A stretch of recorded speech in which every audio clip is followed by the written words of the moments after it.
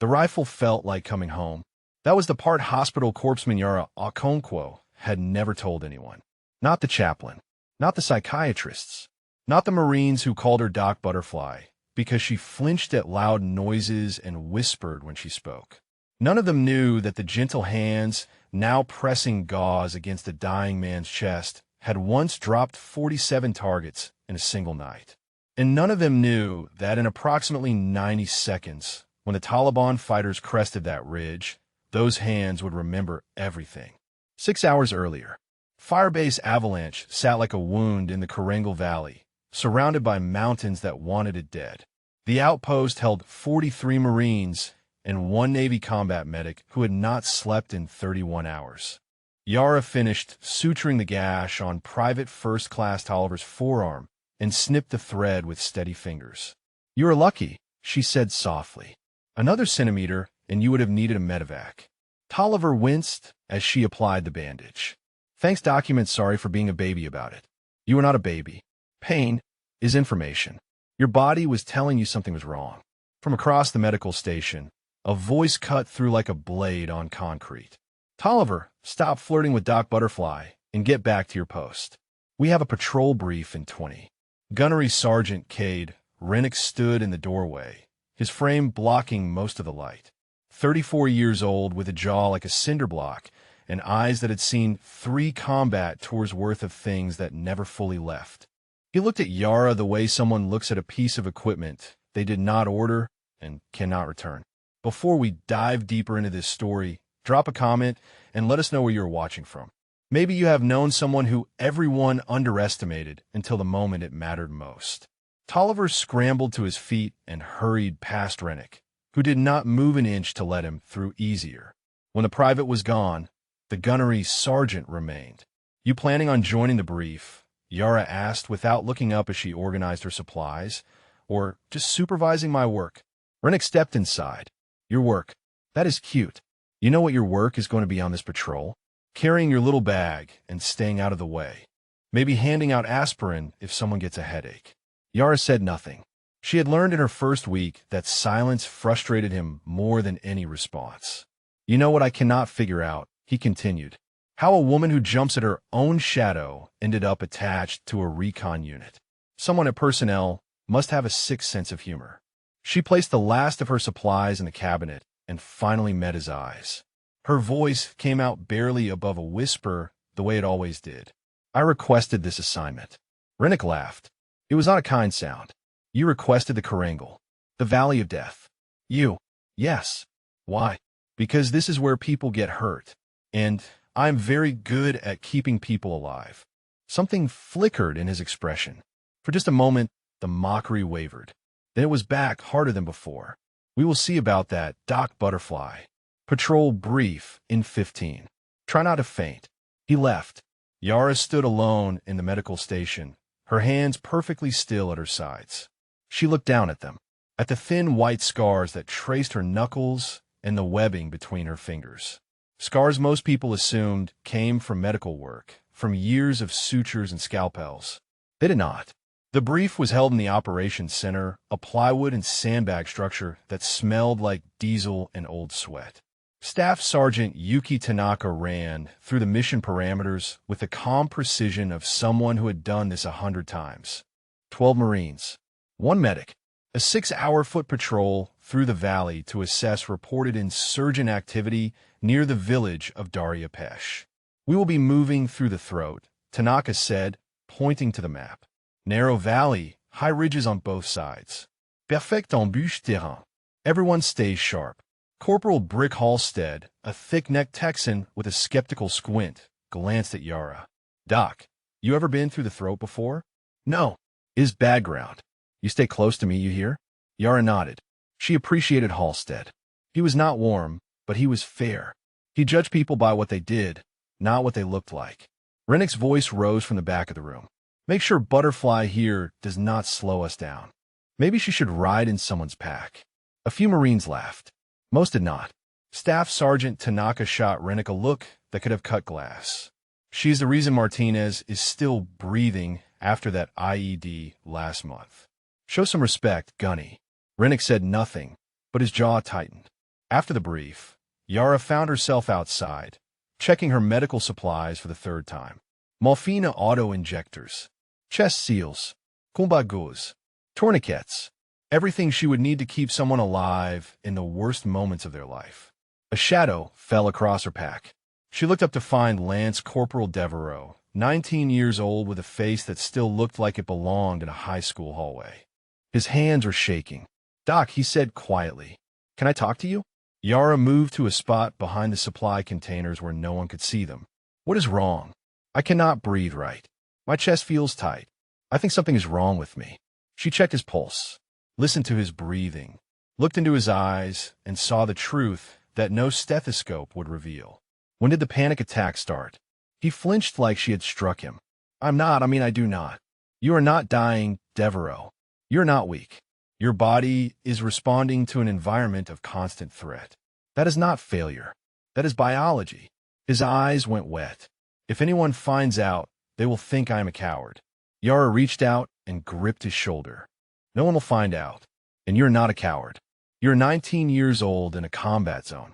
Fear is the appropriate response. Courage is doing your job anyway, which you do, every single day." Devereaux wiped his eyes. "Thanks, document.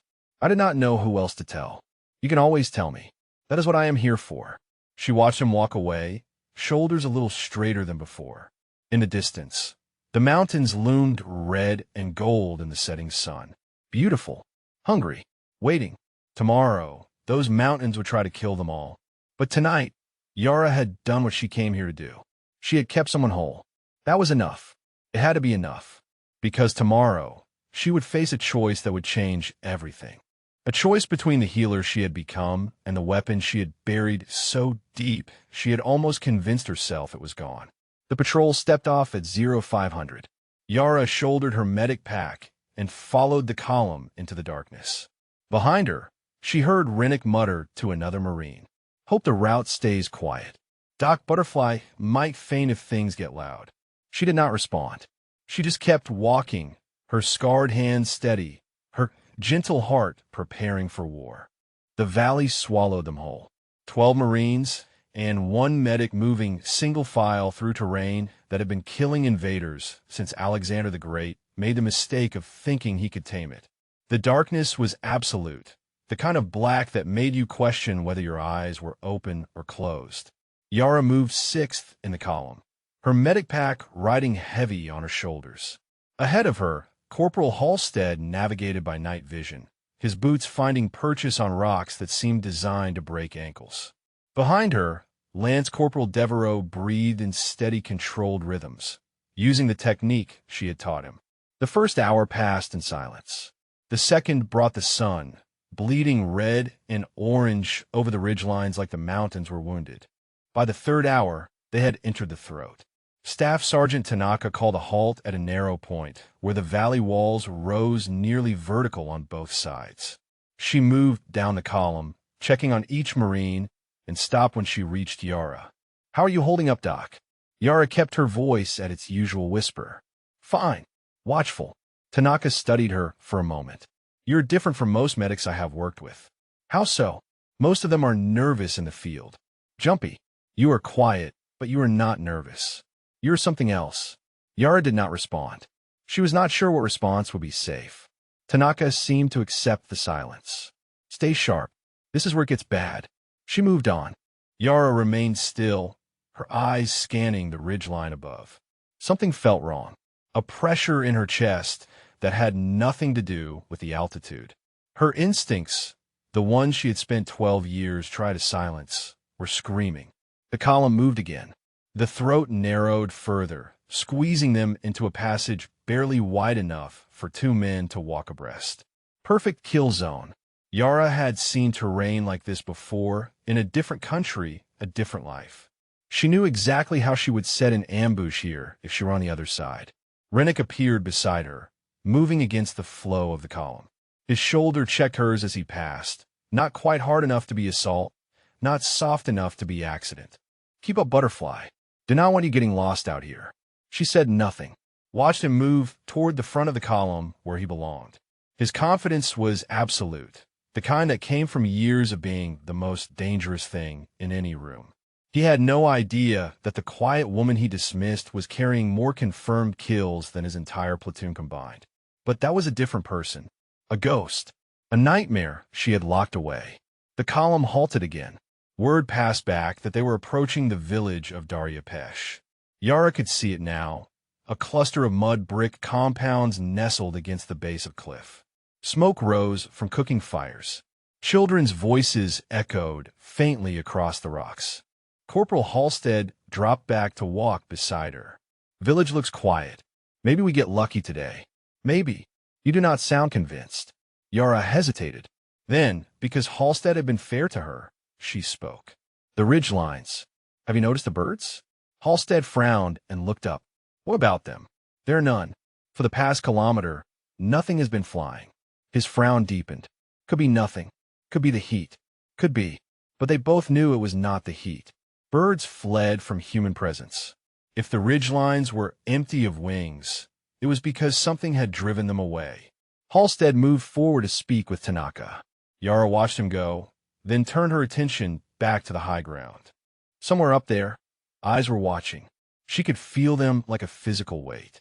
The same sensation she had felt 100 times before in places that did not exist on any map, doing things that would never appear in any official record. Her hands had begun to tremble, not from fear, from memory, from the part of her that recognized this moment for what it was. The calm before everything went wrong. They reached the village without incident. Tanaka spoke with the elders through an interpreter while the Marines established a security perimeter.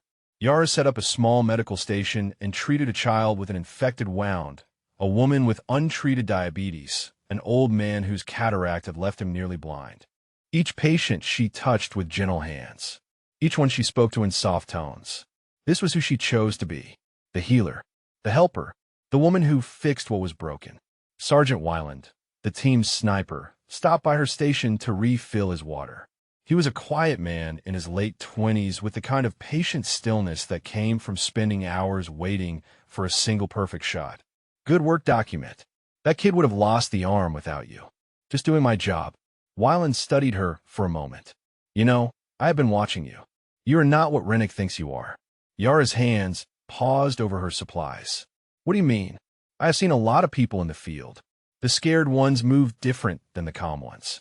You flinch at loud noises, sure, but your eyes never stop scanning. You always know where cover is. That is not medic training. That is something else. She forced herself to resume packing her supplies. I spent time in difficult places before I joined the Navy. You learn habits. Weiland nodded slowly. Sure, habits. He paused at the edge of her station. Whatever your story is, Doc, I hope I never need to know it. Usually means that something went very wrong. He walked away. Yara sat motionless for a long moment, her heart beating harder than it should. The patrol departed the village at 1400 hours. The sun was at its apex now, hammering down with an intensity that turned the valley into a furnace.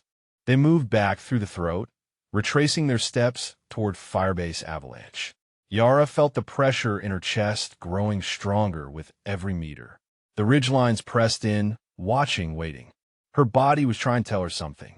The same body that had kept her alive through horrors that would break most people. She should say something. Warn Tanaka. But what would she say? That she had a feeling? That her instincts, honed in a childhood spent as a weapon, were screaming? They would think she was crazy. Or worse, they would ask questions she could not answer. So she stayed silent, kept walking, kept hoping she was wrong. The first shot came at 1423. A sharp crack that echoed off the valley walls and dropped Sergeant Weiland like a puppet with cut strings. Then the world exploded. Muzzle flashes erupted from 3 directions. Bullets chewed into the rocks around them. Marines dove for cover, returning fire at targets they could barely see. Yara hit the ground as rounds snapped past her head, close enough to feel the heat of their passage. Through the chaos, she heard Tanaka screaming orders, heard Rennick bellowing for suppressive fire, heard Devereaux crying out in pain somewhere ahead of her. But mostly, she heard silence, the strange quiet inside her own mind where the panic should have been. She was not afraid. She had never been afraid in combat. That was the part of herself she hated most. Yara crawled toward Wyland's fallen body, bullets kicking dirt inches from her face. When she reached him, she already knew. The shot had taken him through the throat. His eyes were open, empty, staring at a sky he would never see again. His sniper rifle lay beside him, still warm. And somewhere in the mountains, 40 fighters began their advance, confident they had trapped their prey. They had no idea what they had woken. The ambush was textbook. 3 positions on elevated ground, interlocking fields of fire, no viable escape route. Whoever planned this had done it before, had killed before, knew exactly how to turn a narrow valley into a slaughterhouse. Yara pressed herself against a boulder as rounds sparked off the rock inches above her head. Her medical training screamed at her to move, to reach the wounded, to do her job. But moving meant dying. The kill zone was absolute. Tanaka's voice cut through the gunfire. Contact left, contact right, contact front. We're boxed in. Find cover and return fire. The Marines responded with disciplined precision, but they were outgunned and outpositioned.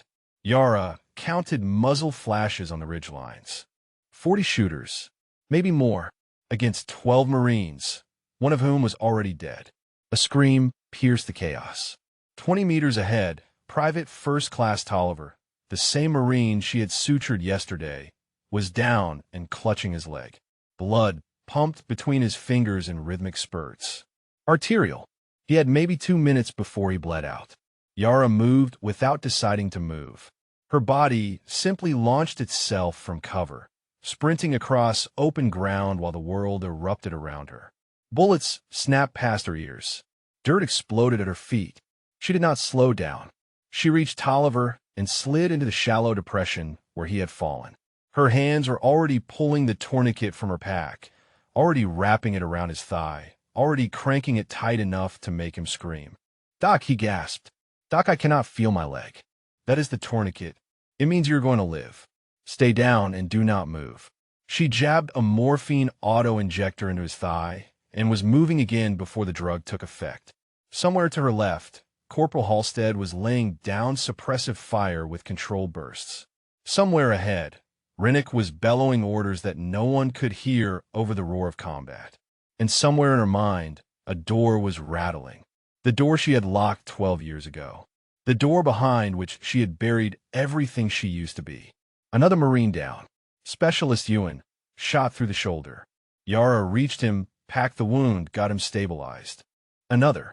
Lance Corporal Briggs, shrapnel in his abdomen. She worked with hands that did not shake, a mind that did not panic, a focus so absolute it terrified her.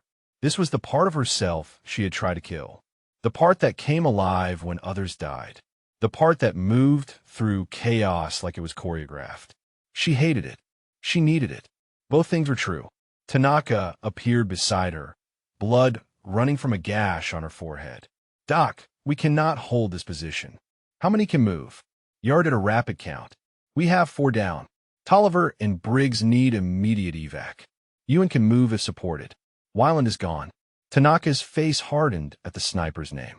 "That is our precision fire gone. We are sitting ducks." As if to emphasize her point, a burst of machine gun fire raked their position. Yara and Tanaka pressed flat against the ground as rocks disintegrated above them. "Where is that coming from?" Tanaka shouted. Yara had already located it.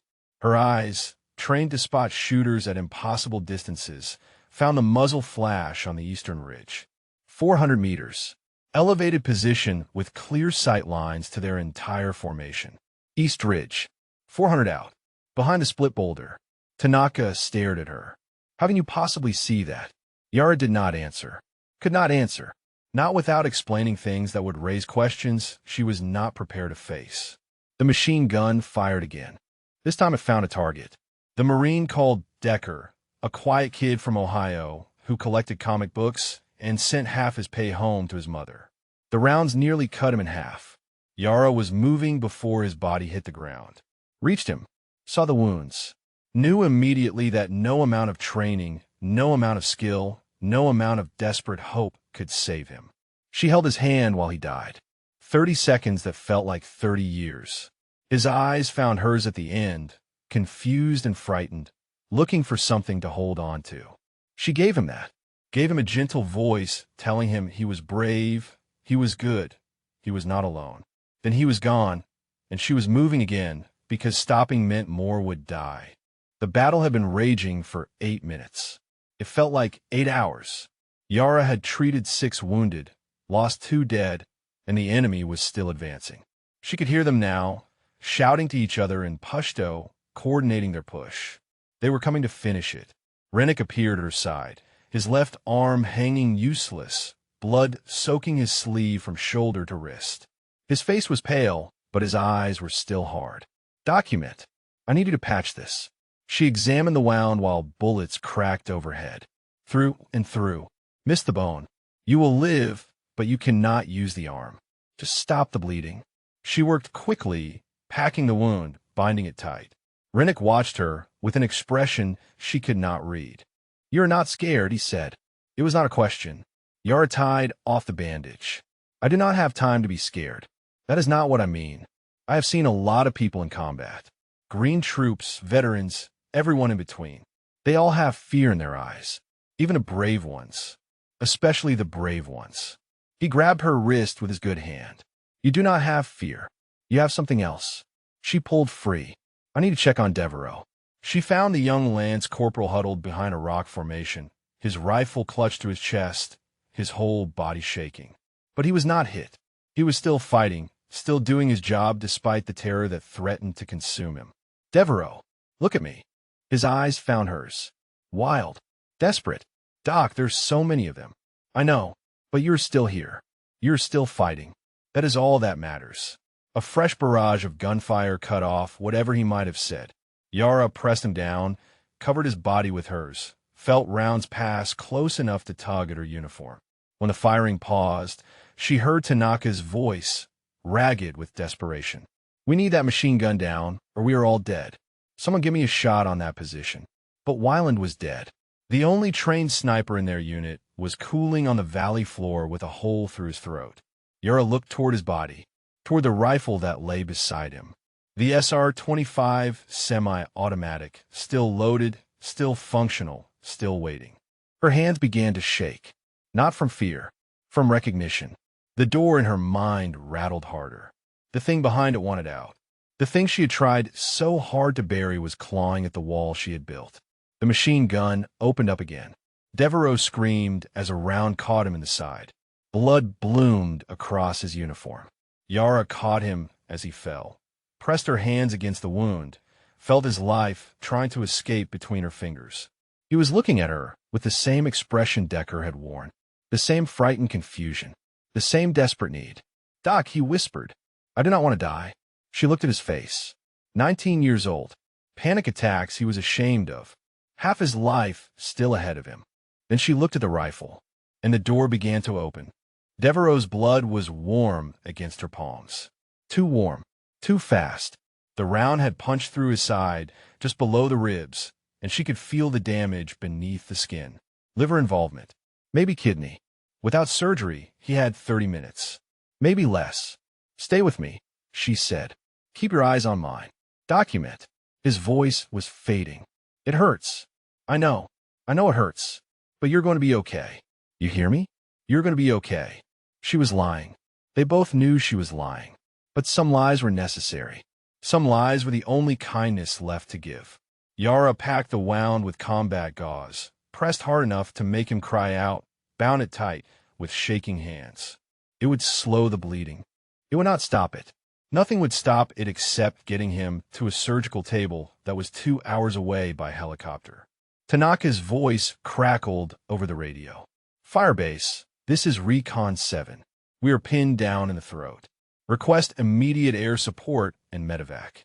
We have multiple casualties. How copy? Static. Then a voice, calm and distant. Recon 7. Earliest air support is 20 mics out. Medevac cannot launch until LZ is secure. Hold your position. 20 minutes. In 20 minutes, half of them would be dead. The machine gun on the eastern ridge opened up again, raking their position with sustained fire. Yara threw herself over Devereaux, shielding his body with hers.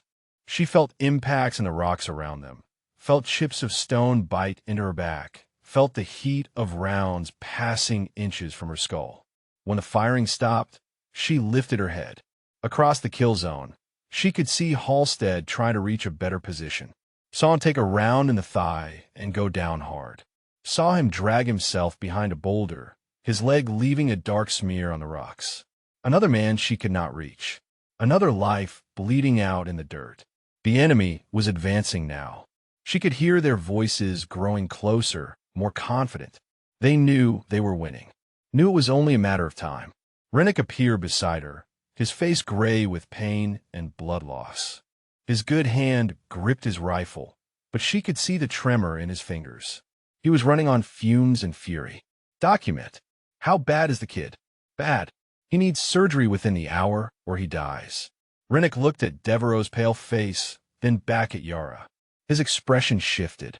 Something cracked behind his eyes. He is 19, he said quietly.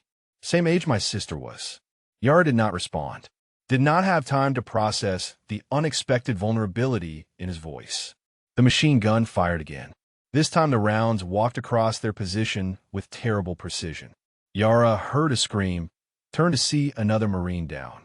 That made 7 wounded, 3 dead, 5 still fighting. Against 40. The math was simple. The math was death. Tanaka crawled toward them, blood streaming from a wound in her leg that she had not bothered to treat. Her eyes were wild but focused. We need to take out that machine gun. It is the linchpin. We drop that, we have chance. We do not, we all die here. Rennick shook his head. Weiland is gone. No one else has the range. I could try, Tanaka said. Give me his rifle. You are a fine shot, Rennick replied. But that is a 400-meter target on an elevated position with a crosswind. That is sniper work. That takes years of training. Then we are dead, Tanaka said flatly. Because I'm out of options. Yara listened to them talk. Listen to them accept their deaths. Listen to the gunfire and the screaming and the wet sounds of men dying in the dirt. And she made a decision. Not a decision, really, a surrender. She stopped fighting the thing inside her. Stopped pretending she was only what she showed the world. Stopped running from 12 years of buried memories. The door in her mind did not open. She tore it off its hinges. Yara looked at Rennick. Get Devereaux behind the rocks and keep pressure on that wound. He stared at her. What are you doing? She did not answer. She was already moving, crawling across the open ground toward Weiland's body. Bullets snapped around her. One tugged at her sleeve, drawing a line of fire across her arm. She did not slow down. She reached the body, reached past it. Her fingers closed around the rifle. The SR-25 was heavier than she remembered. No, that was wrong. It was exactly as heavy as she remembered. Exactly as balanced. Exactly as familiar as her own heartbeat. Muscle memory took over. Check the magazine. 19 rounds remaining. Chamber a round. Adjust the scope for distance and wind. Find a stable firing position. Control your breathing. All of it automatic. All of it instant. Like riding a bicycle. Like coming home. Behind her, she heard Rennick's voice, stunned and disbelieving. What the hell is she doing? She heard Tanaka respond. I do not know, but let her work. Yara pressed her cheek to the stock. Looked through the scope. Found the machine gun position on the eastern ridge. 400 meters. 2 shooters. One feeding the belt, one on the trigger. The crosswind was maybe 8 miles per hour. The elevation differential was significant. Any competent shooter would need time to calculate the adjustments. Yara did not calculate. She did not need to. Her body knew. Her hands knew. The part of her she had tried to kill knew exactly what to do. She exhaled slowly. Let the world narrow to a single point. Felt her heartbeat slow, her muscles relax, her mind empty of everything except the target. The machine gunner was laughing. She could see it through the scope. Laughing as he killed her friends. Her finger touched the trigger. Time stopped. In that frozen moment, she was not Hospital Corpsman Yara Okonkwo. She was not Doc Butterfly. She was not the gentle medic who whispered when she spoke and flinched at loud noises. She was something else. Something older. Something forged in blood and fire in a country far from here. Something that had killed its first man at age 9 and never really stopped. The trigger broke clean. The machine gunner's head snapped back. His body crumpled. His partner turned, confused, reaching for the weapon. Second shot. Center mass. He fell across the gun he would never fire again. 400 meters. 2 shots. 2 kills. Less than 3 seconds. The valley went quiet. For one impossible moment, no one fired. No one moved. Everyone, friend and enemy alike, was trying to understand what had just happened. Then Yara was moving again, shifting position, finding new targets. The rifle an extension of her body, her will, her terrible and absolute purpose. And somewhere behind her, she heard Rennick whisper a single word. Doc. The silence lasted 3 heartbeats. Then the enemy opened fire on her position with everything they had. Yara was already gone, moving low and fast between the rocks, finding cover before the bullets arrived. Her body remembered how to do this, how to flow through a battlefield like water through cracks, how to be where the enemy was not shooting. She found a new position behind a fallen slab of granite, raised the rifle, acquired a target, fired. 300 meters. Headshot. The fighter dropped. Another target. 250 meters. Center mass. Down. Another. Another. She was not thinking anymore. Thinking was too slow. She was operating on something deeper, something written into her muscles and bones during years of training that had started before she could read. The memories came flooding back, not in images, but in sensations. The weight of her first rifle, cut down to fit a child's arms. The smell of gunpowder in the Nigerian bush. The voice of the man who had made her into this, speaking calmly while she learned to kill. "You are not a girl," he had said. "You are a weapon. Weapons do not feel. Weapons do not hesitate. Weapons perform their function until they are broken or discarded." She had believed him. For 5 years, she had believed him, had killed for him, had become the thing he wanted her to be. Then she had escaped, had been found by aid workers, had been brought to America by a church group that saw a traumatized child and gave her a new life. She had buried the weapon deep, built a new self on top of the grave, became a healer because healing was the opposite of what she had been. But graves do not hold their dead forever. Another shot, another kill. The rifle kicked against her shoulder like an old friend. Behind her, she heard the Marines rallying, heard their fire becoming more coordinated, more confident. They had hope now. They had a chance. Because of her. Because of the thing she had sworn never to be again. Tanaka's voice reached her between shots. "Doc, what the hell is happening? Where did you learn to shoot like that?" Yara did not answer. Could not answer. The words would not come while she was in this state. There was only the next target, the next breath, the next squeeze of the trigger. 12 kills now. The enemy advance had stalled. Fighters who had been moving confidently toward the kill zone were now scrambling for cover, trying to understand where death was coming from. She shifted position again. The eastern ridge was mostly clear. She swung her scope to the western ridge, found a cluster of fighters regrouping behind a rock formation. 600 meters. Uphill. Crosswind stronger now, maybe 12 miles per hour. A shot that would challenge any trained sniper.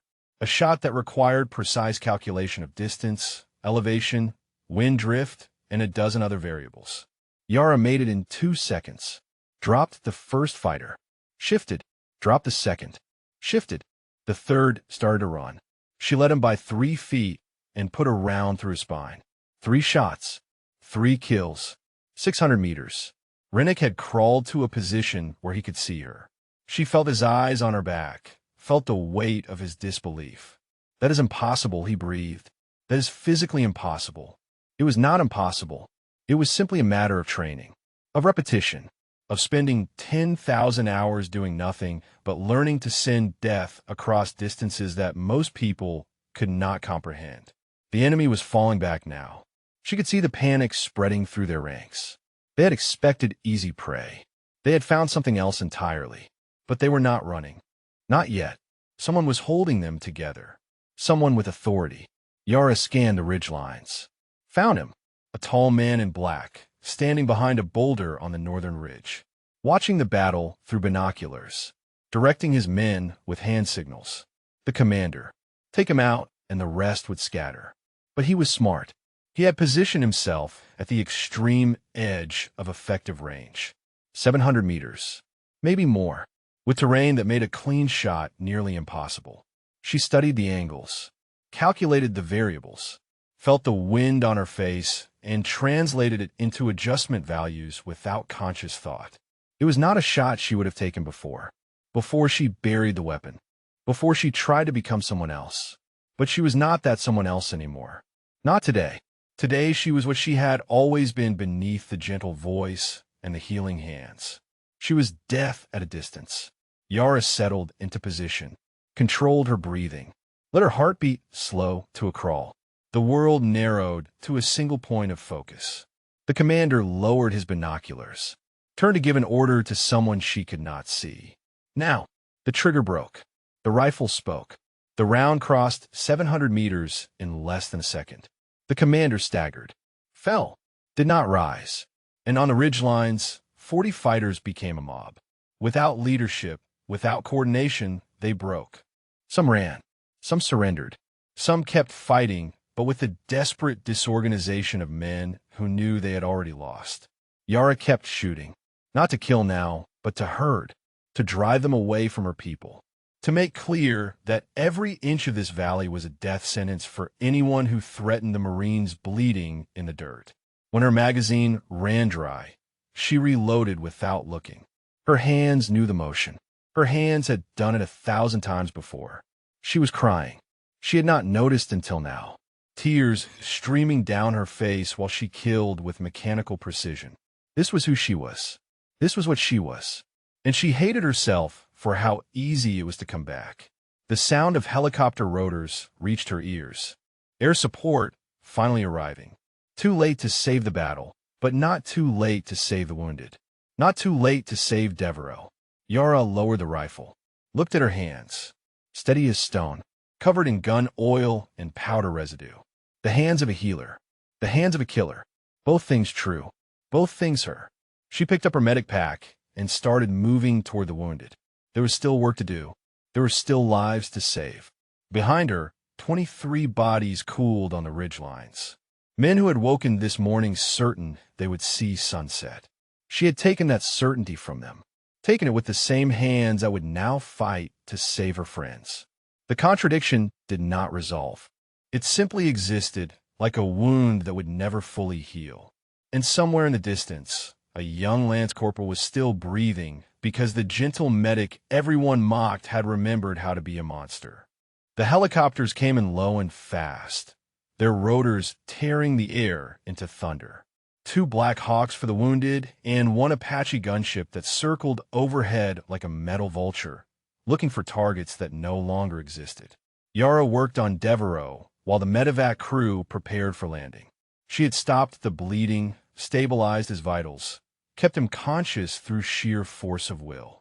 "Doc," he whispered, "what happened out there? You're going to be fine. The helicopter is almost here." "No." He grabbed her wrist with surprising strength. "I heard the shooting. I heard Rennick. What did you do?" She looked into his eyes. 19 years old. The same age she had been when she finally stopped having nightmares about the things she had done as a child. "I kept you alive," she said. "That is all that matters." The Blackhawks touched down in a storm of dust and noise. Medics poured out, taking over with practiced efficiency.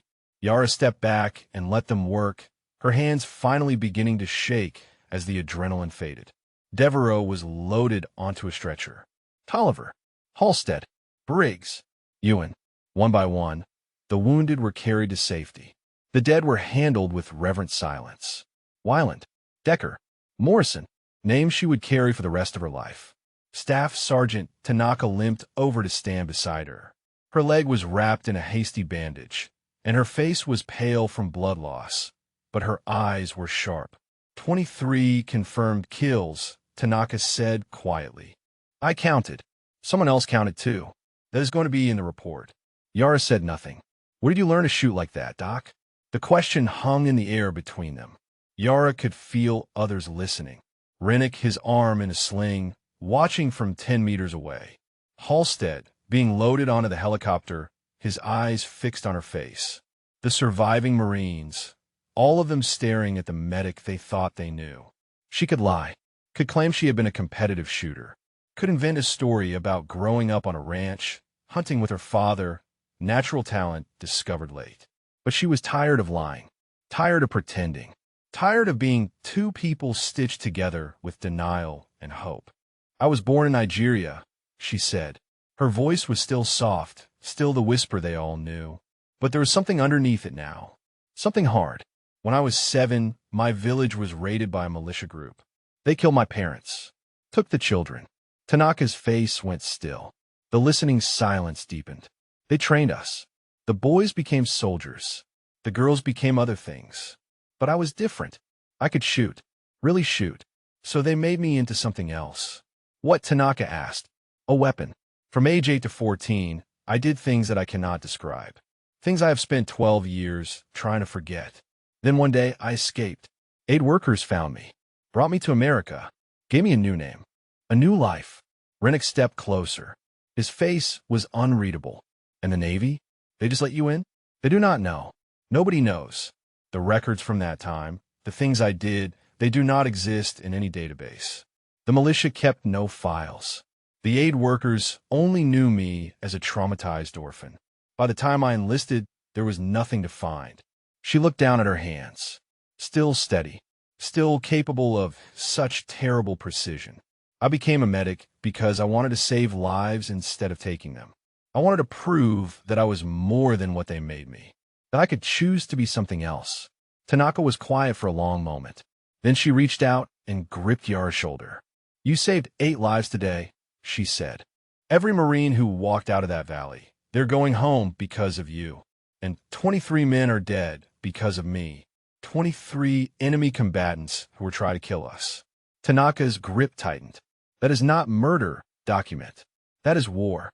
Yara wanted to believe her, wanted to accept the absolution being offered.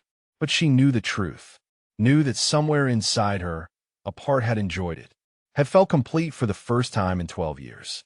That was the part she could not forgive. The Apache gunship swept overhead, its shadow passing across them like a dark wing. The pilot's voice crackled over the radio, reporting that the remaining insurgents had scattered into the mountains. It was over. They had survived. Rennick approached slowly, his good hand hanging at his side. He stopped an arm's length away and studied her face for a long moment. "I owe you an apology," he said. "You do not owe me anything." "Yes, I do." He took a breath. "I had a sister, Elena.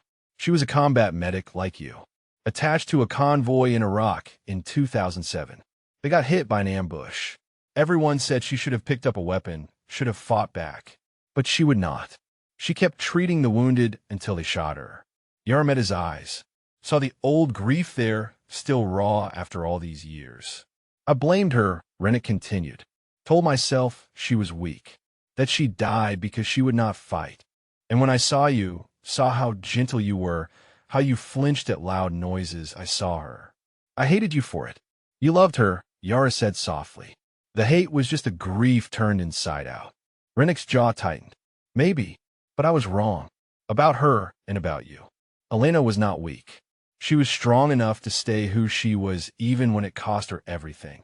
And you are strong enough to be both things at once. Healer and warrior. That is not weakness. That is something else." "What?" He almost smiled. "I do not know, but I am done calling you Butterfly." He walked away toward the helicopters. Yara watched him go, feeling something shift inside her chest. Not forgiveness exactly, not resolution, but something. The last Black Hawk lifted off with the wounded. The Apache circled one more time, then banked away toward Firebase Avalanche. Silence settled over the valley, broken only by the wind and the distant cry of birds returning to the ridges. Yara stood alone among the rocks where so many had died. She looked at the rifle still slung across her shoulder, looked at the medic pack on her back. Two halves of herself, two truths that could not be reconciled. But maybe they did not need to be. Maybe she could carry both. Maybe that was what strength really meant. She started walking toward the extraction point. Behind her, the valley kept its secrets. The blood would soak into the soil. The brass casings would rust and disappear.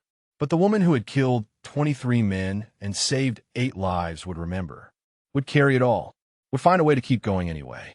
Firebase Avalanche felt different when they returned. The same plywood walls, the same sandbag fortifications, the same smell of diesel and dust. But the eyes that watched Yara walk through the gate were not the same. Word had traveled faster than the helicopters. She kept her head down and moved toward the medical station. Her uniform was stiff with dried blood, some of it hers, most of it belonging to men she had tried to save.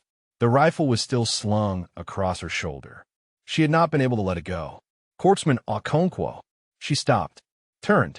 Colonel Marcus Webb stood outside the command building, his silver eagles gleaming in the late afternoon sun.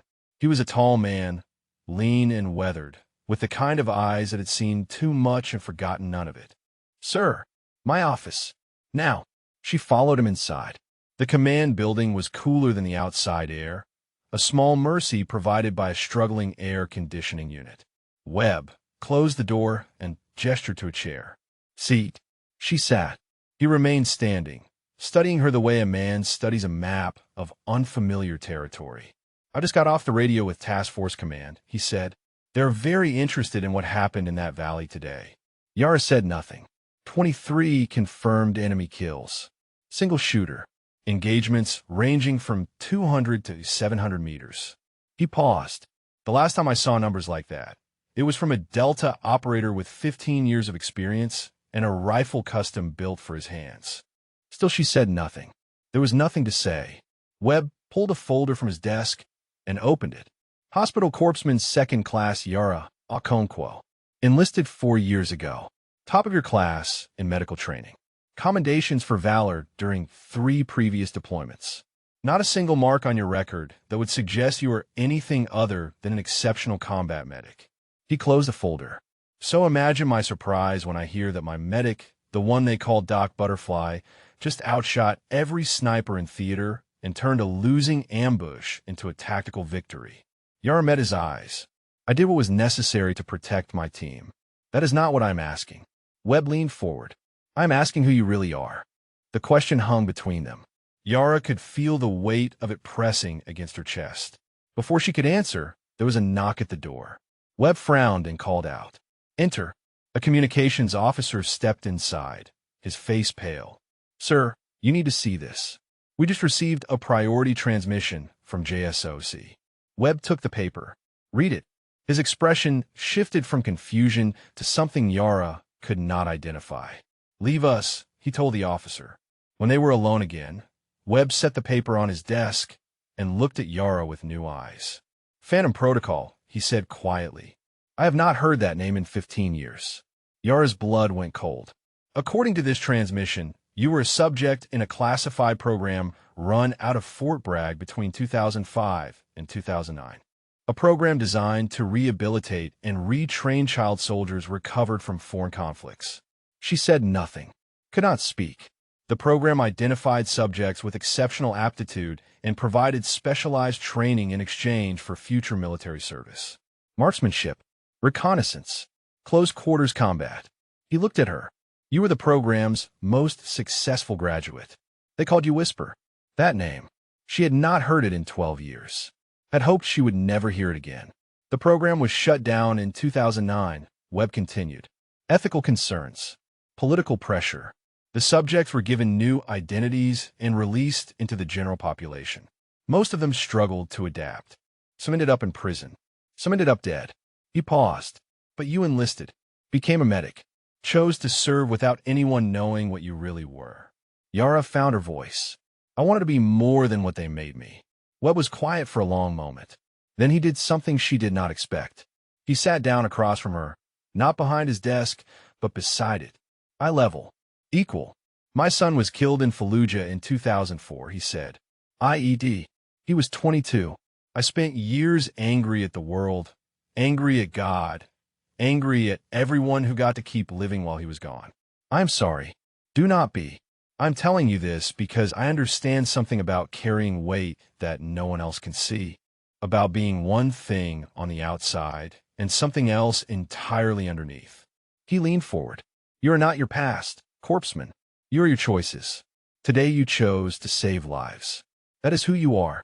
Everything else is just context. Yara felt something crack inside her. A wall she had built so carefully, so desperately, for so long. I killed 23 people today, she whispered, and part of me was glad. Webb nodded slowly. War does that. It finds the parts of us we try to hide and drags them into the light. The question is not whether those parts exist. The question is what you do with them. What did you do? With yours? I became the kind of officer who protects people like you, who sees the whole picture instead of just the easy parts. He stood. This transmission is classified. What you told me in this room stays in this room. As far as anyone else knows, you are an exceptionally talented medic who got lucky with a rifle. And if they ask questions, let them ask. Your service record speaks for itself. And after today, anyone who doubts your value to this unit is welcome to take it up with me. He extended his hand. Yara rose and took it. Thank you, sir. Do not thank me. Just keep doing what you do. Keep saving lives. Keep being the person you chose to become. She left the command building as the sun was setting over the mountains. The sky was painted in shades of orange and red, beautiful and bloody at the same time. Tanaka was waiting outside. Her leg was properly bandaged now, and she leaned on a cane borrowed from the medical station. Everything okay? Yara considered the question. Consider the conversation she had just had. Consider the weight she had carried alone for 12 years. I think so, she said. For the first time in a long time, I think it might be. Tanaka nodded. Good. Because the others want to see you. There is something they need to say. What? Tanaka smiled. Come and find out. They walked together toward the barracks. Two women, both wounded, both still standing. Both more than what they appear to be. The barracks were quiet when Yara entered. Too quiet for a building that held 30 Marines. She paused in the doorway, her instincts prickling with the old familiar wariness. Then she saw them. Every Marine from Firebase Avalanche who could still stand was assembled in the common area. They stood in 2 rows, back straight, eyes forward. Rennick was at the front, his wounded arm still in its sling. Beside him stood the survivors of the patrol. Briggs with his bandaged abdomen, Ewan with his arm in a cast. Others who had stayed behind at the base but had heard what happened in the valley. Yara froze. She did not know what this was. Did not know what to expect. Rennick stepped forward. His face was serious, but something had changed in his eyes. The contempt was gone. In its place was something that looked almost like respect. Corpsman Okonkwo, he said formally. On behalf of the Marines of Firebase Avalanche, I want to say something. She waited. We were wrong about you. I was wrong about you. He paused, his jaw working. For months, I gave you a hard time. Called you names. Treated you like you did not belong here. I told myself I was doing it to protect the unit, but that was a lie. I was doing it because I was scared. Scared, Yara repeated softly. Scared that you reminded me of someone I lost. Scared that your gentleness meant weakness. Scared that when things got bad, you would freeze and people would die. He shook his head. I was wrong about all of it. He turned and looked at the assembled Marines. This woman saved 8 lives today. She ran through enemy fire to reach the wounded. She treated injuries while bullets were hitting the rocks around her. And when our sniper went down and we had no way to fight back, she picked up his rifle and killed 23 enemy combatants at ranges that would make any marksman jealous. His voice hardened. She is not Doc Butterfly. She is not a liability. She is one of us. And from now on, anyone who disrespects her answers to me personally. He turned back to Yara. We talked about it while you were with the colonel. Decided you needed a new name. One that fits who you really are. Yara felt her throat tighten. What name? Rennick almost smiled. Doc Thunderstrike. A murmur of approval ran through the assembled Marines. Someone in the back started clapping. Then another. Then all of them, a wave of applause that filled the barracks and spilled out into the evening air. Yara stood motionless, overwhelmed. She had spent 12 years hiding. 12 years pretending to be less than she was. 12 years terrified that if anyone saw the truth, they would recoil in horror. Instead, they were applauding. She felt tears burning in her eyes and did not try to stop them. Thank you, she whispered. Her voice cracked on the words. I did not know what to say. You do not have to say anything, Tanaka said from beside her. You already said it out there in that valley. The applause faded into something warmer. Marines approached her one by one. Handshakes, shoulder clasps, words of gratitude spoken quietly, meant only for her. Briggs gripped her hand with both of his. You kept me alive, document. I felt myself slipping, and you pulled me back. I will never forget that. Ewan nodded solemnly. My wife is pregnant. Our first. Because of you, I'm going to meet my kid. Others followed. Stories of what she had done, moments she barely remembered through the haze of adrenaline and training. Each one a life she had touched. Each one a reason to keep going. When the crowd finally dispersed, Yara found herself sitting on the steps outside the barracks. The stars were emerging overhead, sharp and bright in the Afghan sky. The same stars she had watched as a child in Nigeria, before everything changed. Rennick appeared beside her. He did not sit, just stood with his good hand in his pocket, looking out at the mountains. Can I ask you something? He said. Yes. When you picked up that rifle, when you started shooting, what did it feel like? Yara considered the question, considered lying, decided she was done with lies. It felt like coming home, she said, like putting on clothes that fit perfectly after years of wearing things that were too tight. She paused.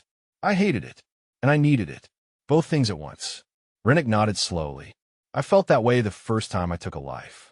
17 years old, basic training felt like yesterday, and suddenly I am in Fallujah watching a man drop because I pulled a trigger. Part of me was sick. Part of me was proud. Both parts were real. How did you make peace with it? Who says I made peace with it? He finally looked at her. Some things you do not make peace with. You just learn to carry them. Find people who help share the weight. Keep moving forward because stopping means drowning. Is that what the Marines are? People who share the weight? That is exactly what we are. He shifted his stance. And you are one of us now. For real. Not just on paper. So whatever you are carrying, you do not have to carry it alone anymore. Yara looked up at him. The man who had mocked her for months. Who had called her butterfly and questioned her courage.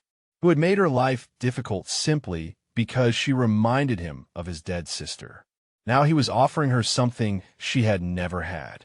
A family that knew what she was and accepted her anyway. Thank you, she said again. But this time her voice was steady. Do not thank me. Just keep being who you are. Both parts. He turned to go, then paused. Oh, and Doc, get some sleep. Word came down from command. We are heading back out tomorrow. Back out where? The village. Daria Pesh. The elders sent a message. They want to meet the woman who saved the Marines and drove away the Taliban. He smiled grimly. Apparently you made quite an impression. He walked away, leaving her alone with the stars. Tomorrow, back into the valley, back to the place where everything had changed. Yara looked down at her hands. Healer's hands. Killer's hands. She did not know what tomorrow would bring. Did not know if the fragile peace inside her would hold. Did not know if she could be both things at once without breaking apart. But for the first time in 12 years, she was not facing it alone. That had to count for something.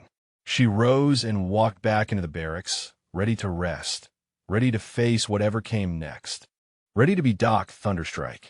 The convoy rolled out at dawn. 3 armored vehicles carrying 18 Marines and 1 combat medic who had not slept more than 2 hours. Yara sat in the second vehicle, her medic pack between her feet and the SR-25 rifle across her lap. Tanaka had offered to let her leave the rifle behind. She had declined. The road to Daria Pesh wound through the same terrain where they had nearly died the day before. Yara watched the ridgelines through the reinforced window, her eyes tracking every shadow, every potential fighting position. The mountains looked peaceful in the morning light, but she knew better. Peace was just violence waiting for permission. They passed the throat without incident. Someone had already been through to collect the bodies, both American and enemy. The rocks were stained dark in places, and spent brass glittered in the dust, but otherwise there was no sign of the slaughter that had occurred here. Yara looked away. She did not need to see it. She would remember it forever regardless. The village appeared around a bend in the road. Mud brick walls, cooking smoke, children playing in the narrow streets. It looked exactly as it had the day before, as if nothing had changed. But something had changed. She could see it in the way the villagers watched the convoy approach. Yesterday, they had been cautious, guarded, uncertain whose side they should be on. Today, they were waving. The convoy stopped at the village entrance. Rennet climbed out first, his wounded arm still bound, but his posture straight and commanding. Tanaka followed, leaning on her cane. Then the others, spreading out in a security formation that was more habit than necessity. Yara was last. She stepped onto the dusty ground and felt dozens of eyes turn toward her. The village elder approached. His name was Massoud, and he moved with the slow dignity of a man who had survived decades of war. Behind him came a group of women and children, their faces curious and unafraid. He spoke in Pashto, and the interpreter translated. The elder welcomes the Marines back to Darya Pesh. He says the village is grateful for what happened in the valley. The fighters who attacked you have been terrorizing this region for years. Many villagers have lost family to their violence. Rennick nodded. Tell him we are honored by his welcome. We came to help, and we will continue to help however we can. There was more exchange, more formal pleasantries. But Yara noticed that Massoud's eyes kept drifting toward her. Finally, he spoke directly to the interpreter and pointed. The elder wishes to meet the woman warrior, the one who drove away the enemy with thunder and fire. The interpreter looked at Yara. He means you. She stepped forward, suddenly conscious of how she must appear. A small woman in dusty fatigues, a medic pack on her back, and a sniper rifle in her hands. Not exactly the image of a legendary warrior. Massoud studied her for a long moment. Then he spoke, his voice soft with something that sounded like wonder. He says you do not look like death. The interpreter translated. He says you look like his granddaughter, small and quiet. He wants to know how someone who looks like kindness can fight like a demon. Yara considered her answer carefully. Tell him that kindness and strength are not opposites. Tell him that I fight so hard because I care about protecting the innocent. The gentleness is not weakness.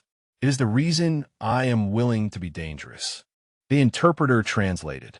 Massoud listened, then nodded slowly. He spoke again. He says he understands. He says the fiercest mothers are the ones who love their children most.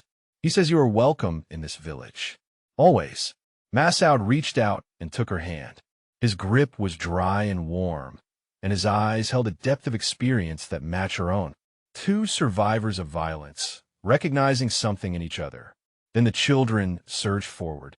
They had been holding back, restrained by their elders, but curiosity finally overcame caution. A dozen small bodies surrounded Yara, tugging at her uniform, pointing at her rifle, chattering in Pashto too fast for anyone to translate. One girl, maybe 6 years old, reached up and touched the stock of the SR-25. Her eyes were huge with fascination. Yara knelt down, bringing herself to the child's level. She remembered being this age, remembered the first time someone had put a weapon in her hands. The memory was bitter, but she did not let it show. Instead, she set the rifle aside and pulled her medic pack around, opened it so the children could see inside. This is what I really do, she said softly. The interpreter translated, and the children leaned in to look. She showed them the bandages and the scissors and the medicines with names they could not pronounce. Showed them the tools of healing, not the tools of war. Their fascination shifted, and soon she was demonstrating how to apply a bandage while tiny hands tried to help. Rennick watched from a distance, his expression unreadable. Tanaka stood beside him. Look at her, Tanaka said quietly. Yesterday, she was a killing machine. Today, she is teaching first aid to children. How does the same person do both? Rennick shook his head. I do not know, but I'm glad she is on our side. The medical demonstration turned into an impromptu clinic. Villagers who had been too afraid to approach yesterday now lined up with their ailments.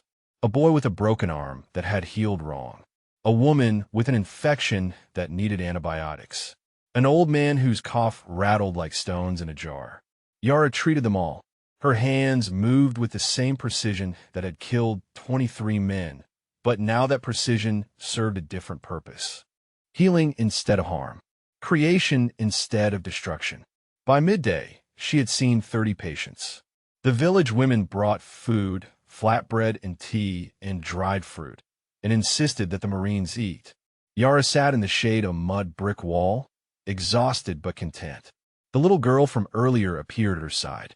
She said something in Pashto and pressed a small object into Yara's hand. The interpreter smiled. She says this is for you. A thank you for teaching her about medicine. She wants to be a healer when she grows up. Like you. Yara looked down at the gift. A smooth stone painted with bright colors in a pattern that might have been flowers or stars or something else entirely. She closed her fingers around it and felt something shift in her chest. A crack in the wall she had built around her heart. Tell her thank you, she said. Tell her she will be a wonderful healer someday. The interpreter translated. The girl beamed and ran away to rejoin her friends. Yara held the stone and watched her go. A child who wanted to heal. A child who would never be forced to kill. This was why she fought. This was why she was willing to be a monster. So children like that could stay innocent. It was almost enough to make peace with what she was. Almost. The convoy was halfway back to Firebase Avalanche when the radio crackled to life. All units, this is Overlord Actual. Priority message for Corpsman Okonkwo. Switch to secure channel Alpha 7. Yara felt the eyes of every Marine in the vehicle turn toward her. Rennick, seated across from her, raised an eyebrow. Overlord Actual is JSOC Command, he said quietly. Joint Special Operations. What do they want with you? She did not answer. Did not know the answer. But the cold knot forming in her stomach suggested it was nothing good. She switched her radio to the secure channel. This is Corpsman Okonkwo. Go ahead, Overlord. A new voice came through, calm and measured. The voice of someone accustomed to giving orders that changed lives. Corpsman, this is General Harrison Drake, JSOC commanding. Your actions in the Karangal Valley have come to our attention. The skill set you demonstrated is of significant interest to certain programs within our command structure. Yara's grip tightened on the radio. I'm just a medic, sir. We both know that is not entirely accurate. A pause. We have accessed your file. Your real file. Phantom Protocol. Codename Whisper. Most successful graduate of a program that officially never existed. The cold in her stomach spread to her chest. That was a long time ago, sir. I'm not that person anymore. Perhaps. But the capability remains. And capabilities like yours are rare. We would like to discuss your future. There is a helicopter waiting at Firebase Avalanche to transport you to Bugram for a formal briefing. With respect, sir, I have wounded Marines who need continued care. My duty is to my unit. Your unit will receive an excellent replacement medic within 24 hours. This is not a request, Corpsman. Consider an opportunity, one that does not come twice. The radio went silent. Yara sat motionless, feeling the weight of every gaze in the vehicle. Rennick leaned forward. What was that about? They want to recruit me. For something. Something meaning special operations. Black Ops.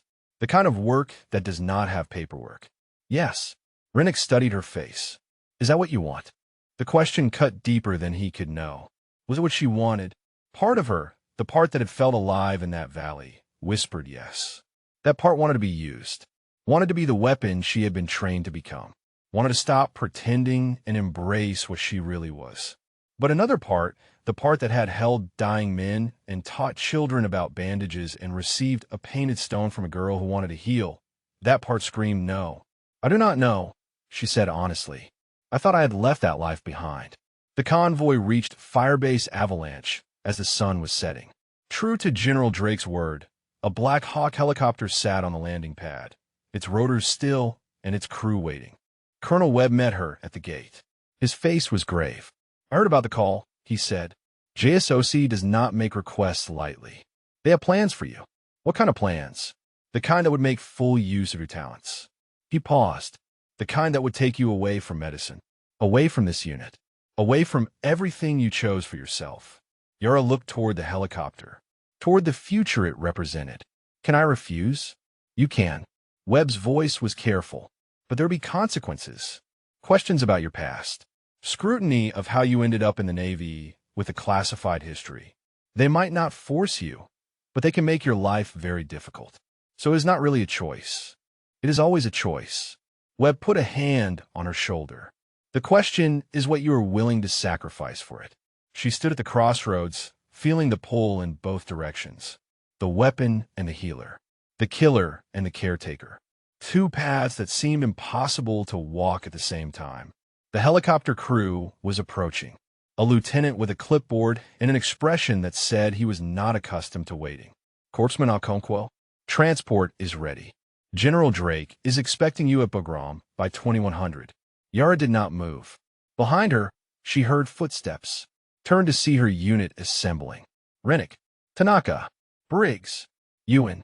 Every Marine who could walk had gathered at the gate, watching her. Rennick stepped forward. Whatever you decide, Doc, we have got your back. You earned that today. Tanaka nodded. You are one of us. That does not change no matter what uniform they try to put you in. The others murmured agreement. These men and women who had watched her kill, who had seen the monster underneath the gentle exterior. They were not afraid of her. They were standing with her. Yara felt the painted stone in her pocket. Thought of the little girl who wanted to be a healer. Thought of Devereaux, still recovering in a hospital bed because she had refused to let him die. She turned to the lieutenant. Tell General Drake I am honored by his interest, but I'm a combat medic attached to this unit, and I have Marines who need me. If he wants to discuss my future, he can come here and do it in person. I will not leave my people. The lieutenant's eyes widened. You are refusing a direct summons from JSOC command? I am requesting a postponement. My duty is here. She held his gaze until he looked away, watched him retreat to the helicopter, speak urgently into his radio, then climb aboard. The rotors spun up, and the Black Hawk lifted into the darkening sky. Webb appeared beside her. That was either very brave or very foolish. Probably both. Drake will not let this go. He'll be back with more pressure. I know. Yara watched the helicopter disappear over the mountains. But today I chose who I want to be. Tomorrow I will figure out how to keep being her. She turned and walked back toward her unit, toward the people who had accepted her, toward the life she had chosen over the life that had been forced upon her. Behind her, the sky grew dark and the stars emerged. The same stars she had watched as a child. The same stars that had witnessed everything she had done and everything she had become. They did not judge. They simply shone. And for now, that was enough. 3 days passed without word from JSOC. 3 days of routine patrols, medical checkups, and the slow process of healing that followed any major combat action. The wounded were recovering. The dead had been sent home. Life at Firebase Avalanche continued, as it always did, regardless of what had happened in the valley. Yara fell into the rhythm of it. Morning sick call, afternoon rounds, evening reports. The work of a combat medic, unglamorous and essential. She treated blisters and fevers and the occasional training injury. She restocked supplies and updated records and did all the small things that kept a military unit functioning. But she was different now. Everyone could see it.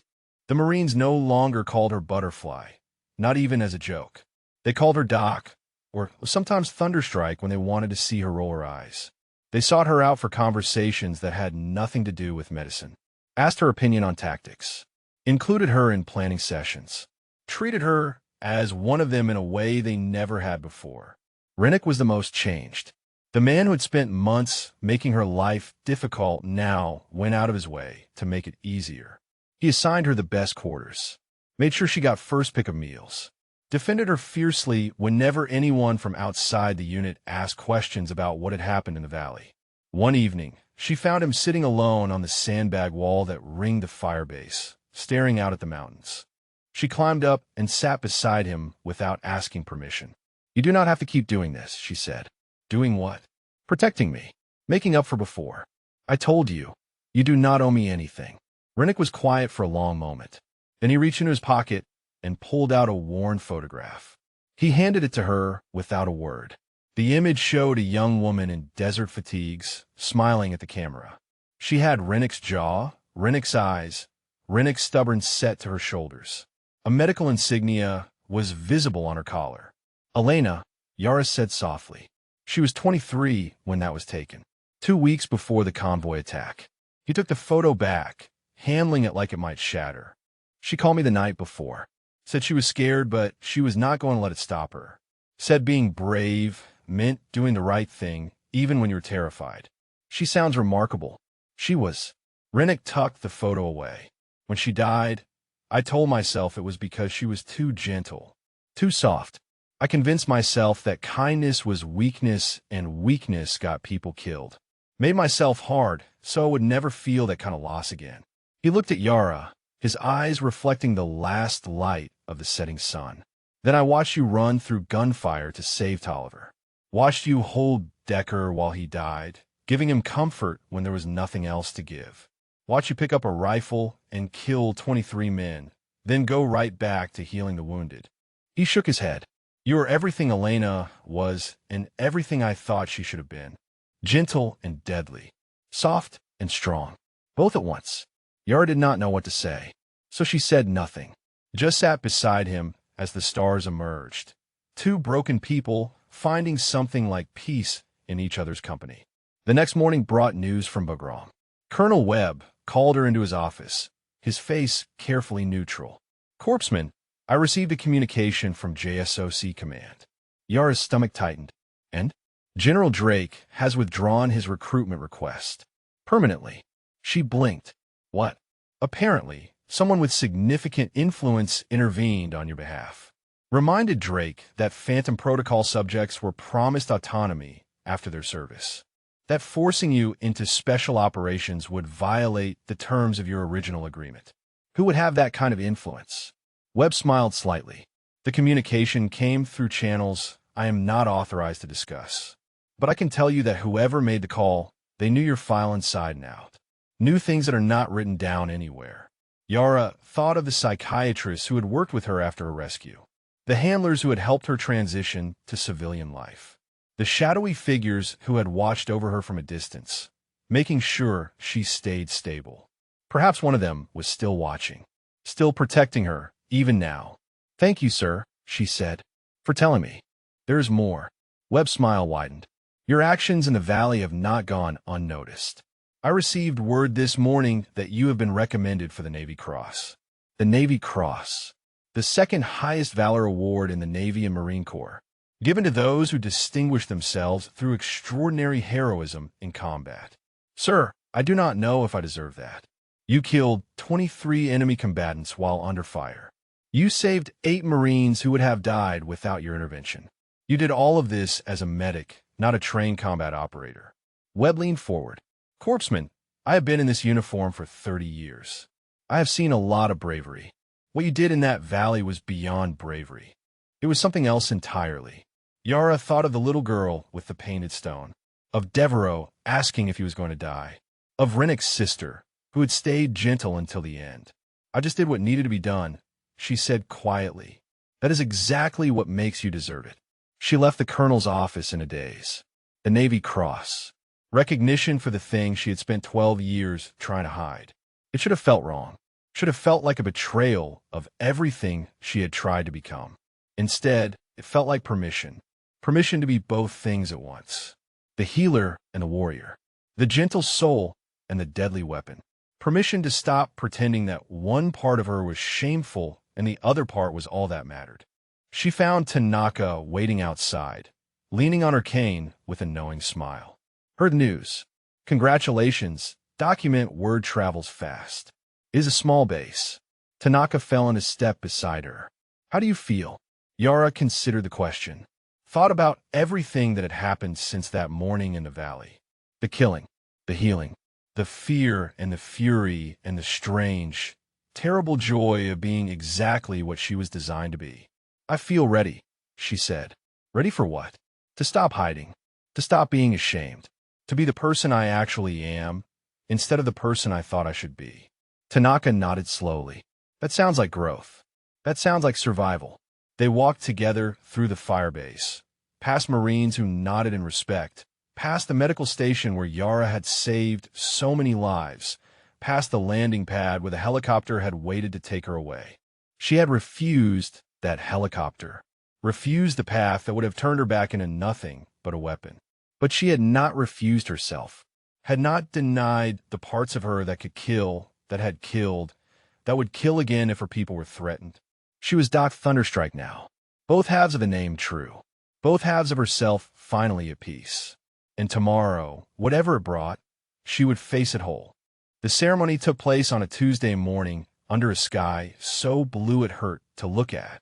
Every Marine at Firebase Avalanche stood in formation on the parade ground, their uniforms crisp despite the dust that coated everything in this valley. Visiting officers had flown in from Bagram and Kabul. Even a congressional delegation had made the journey, eager to witness something worth celebrating in a war that offered so few victories. Yara stood at attention, feeling the weight of every eye on her face. The Navy dress uniform felt foreign after months in fatigues, but she wore it like armor, like proof that she had earned her place. Colonel Webb read the citation aloud, his voice carrying across the silent formation. Hospital Corpsman Second Class Yara Okonkwo distinguished herself through extraordinary heroism on the 14th of September in the Karengal Valley, Afghanistan, where her patrol was ambushed by a numerically superior enemy force. Corpsman Okonkwo repeatedly exposed herself to hostile fire to render aid to wounded Marines. After the patrol sniper was killed and the unit faced annihilation, Corpsman Okonkwo took up the fallen sniper's rifle and engaged the enemy with extraordinary precision, eliminating 23 hostile combatants and enabling the survival of 8 Marines who would otherwise have perished. Webb paused, looking directly at her. Her actions reflect the highest traditions of the United States Naval Service. General Harrison Drake stepped forward. He had flown in personally, despite their last encounter. His face was unreadable as he lifted the Navy Cross from its velvet case. The medal was smaller than she expected, a bronze cross on a ribbon of navy blue and white. Simple, understated, the kind of thing that could disappear in a pocket and be forgotten. But what it represented would never be forgotten. Drake pinned it to her chest. His fingers were steady, his movements precise. When he finished, he stepped back and saluted. Yara returned the salute. For a moment, their eyes met. She saw no anger in his gaze, no resentment at her refusal, only something that might have been respect. "You made your choice," he said quietly, too soft for anyone else to hear. "Make it count." "I will, sir." He stepped aside, and the formation erupted in applause. Marines who had watched her nearly die in that valley. Officers who had read the reports and struggled to believe them. Strangers who would never fully understand what it had cost her to become what she was. She let the sound wash over her. Let herself feel, for just a moment, that she had earned something good. After the ceremony, there was food and conversation and the awkward mingling that always followed formal events. Yara escaped as soon as she could, slipping away to the medical station that had become her sanctuary. She found Devereaux waiting for her. He was still recovering, still weak from the surgery that had saved his life, but he had insisted on attending the ceremony. Now he sat on the examination table where she had treated so many patients, his eyes bright with something she could not name. "Doc," he said. "I mean petty officer. I mean Navy Cross recipient." He laughed nervously. "I do not know what to call you anymore. Yara is fine." He nodded, looked down at his hands. "Look back up. I never thanked you properly," he said, "for what you did. In the valley, I was bleeding out and you held me together. And then you picked up that rifle and you stopped them. Stopped all of them. For me. Not just for you. For everyone. But I was the one you were looking at. When you made the decision. I saw your face document. I saw you look at me, and then look at the rifle, and then something changed." He swallowed hard. "You became something else. Something I have never seen before. And you did it to save my life." Yara sat down across from him. Let the silence stretch between them. "I was a child soldier," she said finally. "In Nigeria. From the time I was 7 until I was 14, I did terrible things. Things I have spent 12 years trying to forget." Devereaux listened without interrupting. "When I picked up that rifle, I became that person again. The killer. The weapon. The thing they made me into." She looked at her hands. "I told myself I would never go back. Never be that again. But when I saw you dying, I realized something." "What?" "That being a healer does not mean refusing to fight. It means knowing what is worth fighting for." She met his eyes.